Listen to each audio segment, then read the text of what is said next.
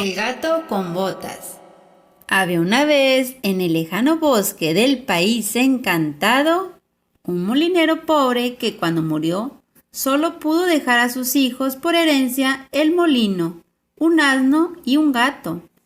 En el reparto, el molino fue para el mayor, el asno para el segundo y el gato para el más pequeño. Este último se lamentó de su suerte en cuanto supo cuál era su parte. ¿Y ahora qué haré? Mis hermanos trabajarán juntos y harán fortuna, pero yo solo tengo un pobre gato. El gato, que no andaba muy lejos, le contestó: No te preocupes, mi señor, estoy seguro que te seré más valioso de lo que piensas. ¿Ah, sí? ¿Cómo? Dijo el amo incrédulo. Dame un par de botas y un saco y te lo demostraré. El amo no acababa de creer del todo en sus palabras, pero como sabía que era un gato astuto, le dio lo que pedía. El gato fue al monte, llenó el saco de salvado y de trampas y se hizo el muerto junto a él. Inmediatamente cayó un conejo en el saco y el gato puso rumbo hacia el palacio del rey. Buenos días, majestad. Te traigo en nombre de mi amo, el marqués de Carabás, Pues este fue el nombre que primero se le ocurrió. este conejo. Muchas gracias, gato. Dadle las gracias también al señor marqués de mi parte. Al día siguiente, el gato cazó 2 perdices y de nuevo fue a ofrecérselas al rey, quien le dio una propina en agradecimiento.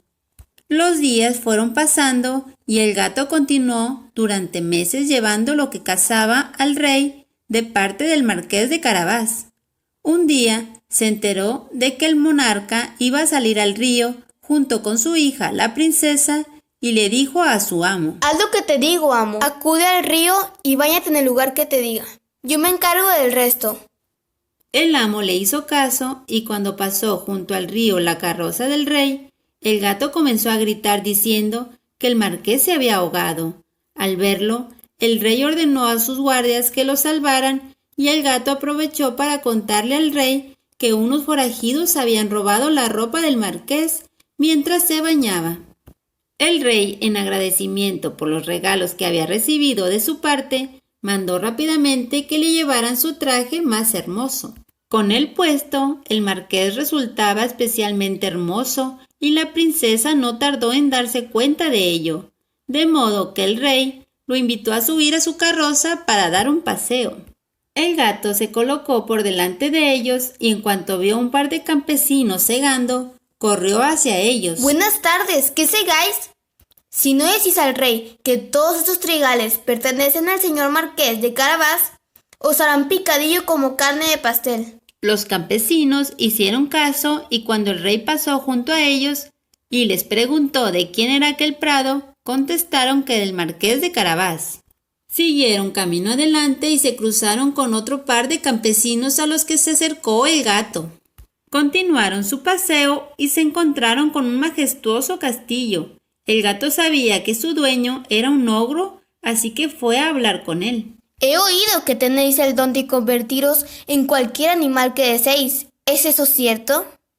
Pues claro, veréis cómo me convierto en león. El pobre gato se asustó mucho, pero siguió adelante con su hábil plan. Ya veo que están en lo cierto, pero seguro que no sois capaces de convertiros en un animal muy pequeño como un ratón.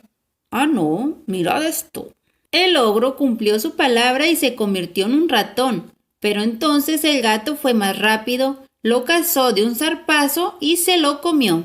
Así, cuando el rey y el marqués llegaron hasta el castillo, no había ni rastros del ogro, y el gato pudo decir que se encontraban en el estupendo castillo del marqués de Carabás.